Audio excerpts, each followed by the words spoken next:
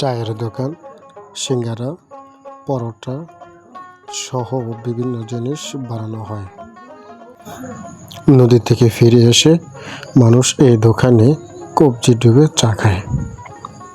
ইলিশ মাছ, লইট্টা মাছ এবং পোয়া মাছ বিক্রি করা হচ্ছে। পুরানো সেই মাটির হাঁড়ি, পাখিরা আকাশে কলকাকলি করছে, গান গাচ্ছে। আসুন শুনি। বিলুপ্ত হয়ে যাওয়া ফল কাঠবাদাম। ছোটবেলায় এভাবেই কাঠবাদাম কুড়িয়ে আনতাম খাওয়ার জন্য।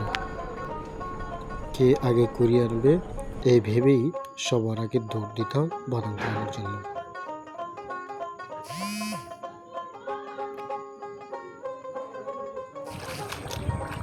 মেঘনা নদীর ভাঙার প্রকোপে কৃষকের সকল জমিগুলো ভেঙে গিয়েছে। এখন তেমন কোনো জমি নেই আমাদের এই গ্রামে। ফলে যতটুকু জমি রয়েছে তা খণ্ডাংশ করেই তারা আবাদ করতেছে। ভিউয়ার্স, আপনারা দেখতে পাচ্ছেন যে এতটুকু জমির ভিতরে এখানে হয়তো 1% বা তার চেয়ে একটু বেশি জমি হবে। এখানে অতটুকুর মধ্যেই ধান রোপণ করেছেন। এখানে দেখা যায় জমির ভিতরে আগে পাট চাষ করেছেন। এই যে পাট চাষ শেষে এখন তিনি এই জমিকে ধান চাষ করার জন্য উপযুক্ত করে নিচ্ছেন এই কোদাল দ্বারা মাটি নিড়ানি দিয়ে। প্রচুর পানি, বৃষ্টির পানি, জোয়ারের পানি, পুরো বিল ভরে গিয়েছে পানিতে। এই পানিগুলো আবার আটকে রাখা হয়েছে বাঁধ দিয়ে। মাত্র 2 থেকে 4টি পাইপ ব্যবহার করা হয়েছে পানি নিষ্কাশন করার জন্য, কিন্তু এই পাইপ দিয়ে যথেষ্ট পরিমাণ পানি নিষ্কাশন হতে না পারায় পুরো জমি এখন পানির নিচে। দেখতে পাচ্ছেন মাটি কাটতে খুব কষ্ট হচ্ছে। যদি একটু দেখাই ভিউয়ার্স, আপনারা দেখতে পাচ্ছেন এই পাশে প্রচুর পরিমাণে পানি। আমি যেখানে দাঁড়িয়েছি সেখানেও পানি। তো এই পানিগুলো নিষ্কাশন হয়ে যেত যদি বেশ কিছু পাইপ দেওয়া যেত। পাইপ দেয়নি বিধায়, অর্থাৎ প্রয়োজন পরিমাণে পাইপ না দেওয়াতে পানি আটকে গিয়েছে।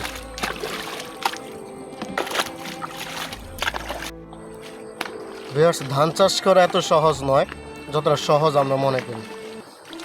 জমিকে কয়েকবার নিড়ানি দিতে হয়। প্রথমত জমিকে ধান চাষ করার জন্য উপযুক্ত করে নিতে হয় টিলার দিয়ে, কিন্তু এখানে যতটুকু জমি রয়েছে এখানে টিলারের কোনো ব্যবস্থা নেই। তাই তিনি নিজে যে হাতে কোদাল রয়েছেন সেই কোদাল দিয়েই এই জমিকে ধান চাষ করার জন্য উপযুক্ত করে নিচ্ছেন। হ্যাঁ, কতবার নিড়ানি দিতে হবে? 4বার। এখন এই যে নিড়ানি দিচ্ছেন কতবার চলে এখন? এই 3বার। এখনো কতবার দিতে হবে? এখনো 2বার দিলে ধান চাষ করার উপযুক্ত হবে। ধানের বীজ রোপণ করবেন নাকি চারা রোপণ করবেন? চারা, যেটাকে আমরা জ্বালা বলি।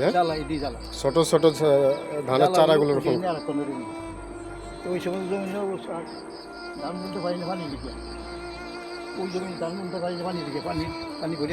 আচ্ছা, আর এখানে কি রোপণ করবেন? এখানে জ্বালা রোপণ করে সেটাকে আবার স্থানান্তর করবেন না? এইখানে কতটুকু জমি রয়েছে, কত শতাংশ হবে? 1 করা তো নাই। কতটুকু হতে পারে? না, আমি কালি বুঝি না। 1 পা। আমরা তো 8% 1 করা হয় আর কি।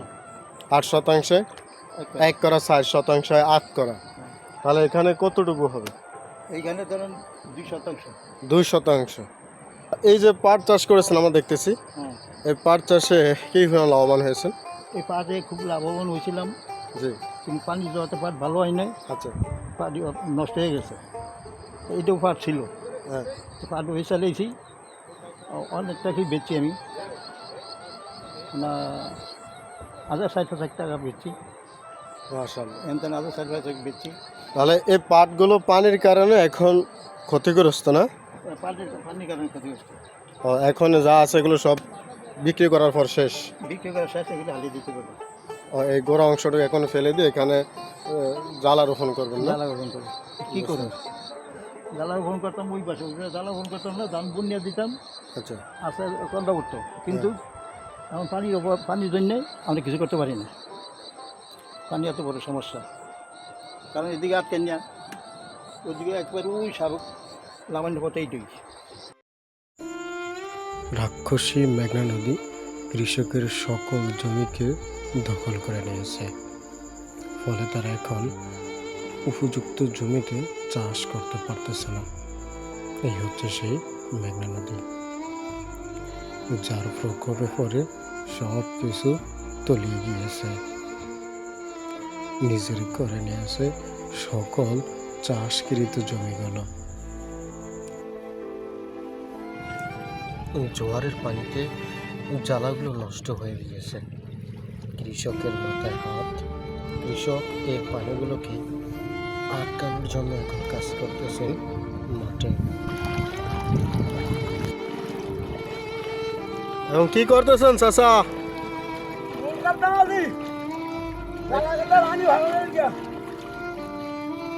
পানি কোন দিকে যাইব? পানি থাকলে অসুবিধা কি হইব? পানি থাকলে অসুবিধা কি?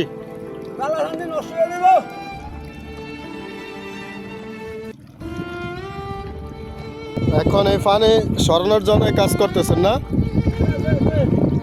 তো আবার তো জোয়ার উঠলে পানি আবার উঠবে, তখন কি করবেন?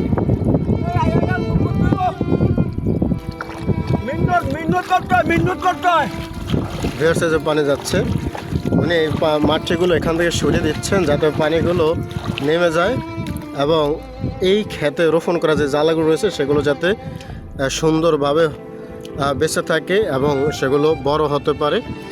তাই তিনি এখান থেকে এই রাস্তাটা করে দিচ্ছেন যাতে পানিগুলো সরে যায়। আমরা দেখিয়েছি যে পানি থাকার কারণে এবং পানি এভাবে নামার কারণে জ্বালাগুলো একদম নেতিয়ে পড়েছে, যা নষ্ট হবে প্রায়। তাই তিনি জ্বালাগুলো উপযুক্ত করার জন্য, অর্থাৎ ধান রোপণ করা যে চারা, সে চারাগুলো উপযুক্ত করার জন্য তিনি এখনই পানিগুলো অপসারণ করে দিচ্ছেন। এই যে নিড়ানি দিচ্ছে এই জমিতে, এই জমি চারা রোপণ করবেন কবে? বাংলা মাসের 15 তারিখে। আচ্ছা, তো আষাঢ় মাসের 3 তারিখ, শ্রাবণ মাসের 3 তারিখ, তার মানে এই মাসের 15 তারিখে এই জায়গায় ধান চাষ করবে। আচ্ছা, তা আবার নিড়ানি দেবেন নাকি? রোপণ করার পূর্বে আর নিড়ানি দেওয়া হবে না?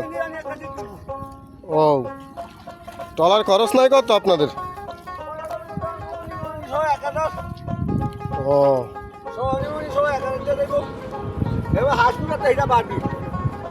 অনেক খরচ, তাই তো? এই হচ্ছে কৃষকের জীবন।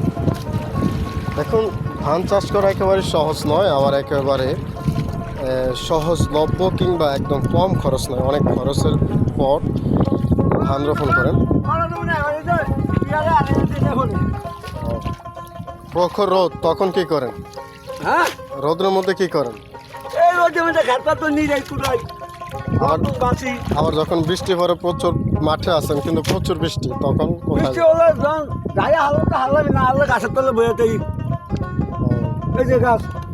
এই হচ্ছে পুরো বিলের ভিতরে, আমরা একদম পুরো বিলের ভিতরে বিস্তীর্ণ এই মাঠের ভিতরে এখানে রয়েছে সৃষ্টি রেঞ্জি গাছের একটি জায়গা, যেখানে বেশ কিছু রেঞ্জি গাছ রয়েছে। এই গাছের নিচে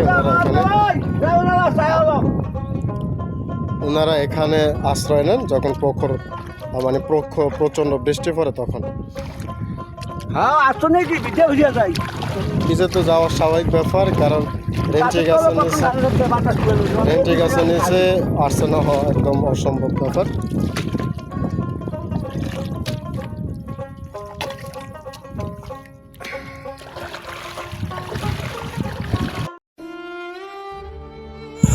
পেট কখনো অভাব বোঝে না, তাই খাদ্যের যোগান দিতে গিয়ে এভাবে মানুষ বিলে খালি কষ্ট করতেছেন। নদীর বুকে সাঁতরিয়ে মাছ ধরার চেষ্টা করতেছেন লোকেরা, ডুবুরির মতো সাঁতরাচ্ছেন মেঘনা নদীর ভিতরে শুধু মাছ ধরার জন্য। বুড়ো দাদা মাছ ধরতে এসেছেন এই নদীর ভিতরেই, যা সকল কিছুকে হার মানে। পেট কখনো অভাবকে বোঝে না, তাই পেটের যোগান দিতে গিয়ে নিজের বয়সকে হার মানাতে হয় এ সকল জায়গায়। প্রিয় বন্ধুরা, এটি হচ্ছে গ্রামের মানুষের দুঃখের জীবন, জেলেদের জীবন, কৃষকের জীবন। বিস্তীর্ণ চরণভূমি এখন গবাদি পশুর দখলে। নিবিড়ে নিরবিচ্ছিন্ন হয়ে তারা ঘাস খাচ্ছে। নেই কোনো দ্বন্দ্ব, নেই কোনো ঝগড়া। সাঁতার দিতাম এই বিশাল খাল, কিন্তু মোবাইল এবং স্ট্যান্ড দিয়ে সাঁতার দেওয়া আমার পক্ষে সম্ভব নয়, কারণ অনেক পানি। এখন যেখানে রয়েছে সেখানে আমার গলা পরিমাণ পানি, সুতরাং সাঁতার দেওয়া আমার জন্য কষ্টকর হবে। কিন্তু আমি দেখাবো ওই অপারের দৃশ্যগুলো, এই পাড়ের দৃশ্যগুলো আমি আপনাদেরকে দেখাবো। এটি একটি বিস্তীর্ণ চর। এই চরে নদীতে ভেঙে ফেলেছে অনেক অংশ, আমি দেখাবো সেই চরের অবস্থা। পানি আরো কমুক। অপারে দেখতে পাচ্ছেন এই চর, যা মেঘনা নদী তার নিজের করে নিয়েছে। এদিকে মানুষ এর পাশে এসেছে মাছ ধরার জন্য। প্রিয় বন্ধুরা, কি আর করবে, পেটকে বাঁচাতে হবে, একটু তরকারিকে স্বাদময় করে তুলতে হবে, তাই তো এমন আছে। এখন বিশাল জলাশয়ের ভিতরে এটি একটি খাল। এই খালটি মেঘনা নদী থেকে বয়ে গেছে। আপনারা দেখতে পাচ্ছেন ওই হচ্ছে মেঘনা নদী, তার সংলগ্নই এই খালটি হয়েছে। আমি যাব ওপারে অনেক সুন্দর একটি জায়গা, এবং মেঘনা নদীতে জায়গাগুলো ভেঙে ফেলেছে, আমরা সেটা দেখাবো। তবে আমাকে এটা পাড়ে দিতে হবে, কিন্তু এই স্ট্যান্ড এবং মোবাইলে পাড়ে দেওয়া অসম্ভব, তাই আমাকে কিছু সময় অপেক্ষা করতে হবে পানি আরও কমানোর জন্য।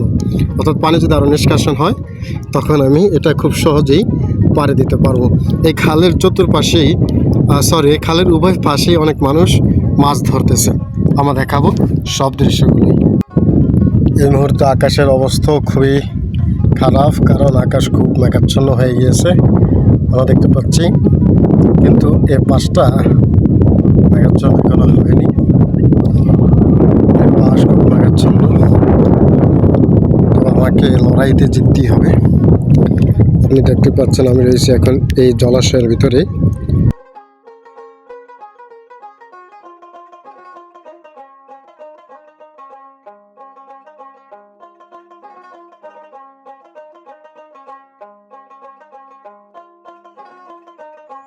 মাছ নেই, তবুও মাছ ধরার আপ্রাণ চেষ্টা। কোদাল জাল নিয়ে এসেছে মাছ ধরার জন্য। কাছে গেলে হয়তো এ ভালোবাসার ঘাটতি করতে পারে, তাই দূর থেকেই ভালোবাসার এই বন্ধনটুকু দেখানোর চেষ্টা। প্রত্যেক প্রাণীর ভিতরেই ভালোবাসা রয়েছে, অটুট থাকে প্রত্যেক প্রাণীর মধ্যেই ভালোবাসা। দেখুন কত সুন্দর ভালোবাসা, একজনে আরেকজনের গা খেয়ে আদর করে দিচ্ছে। এ ভালোবাসা অটুট থাকবেই, এ ভালোবাসা কখনই শেষ হওয়ার নয়। বন্ধনে আবৃত হয়ে রয়েছে একে অপরে। প্রত্যেক প্রাণীর ভিতরেই এমন ভালোবাসা লক্ষ্য করা যায়। এদের ভিতরে কোনো সংখ্যা না থাকলেও রয়েছে মানুষের ভিতরে এমন ভালোবাসার অভাব।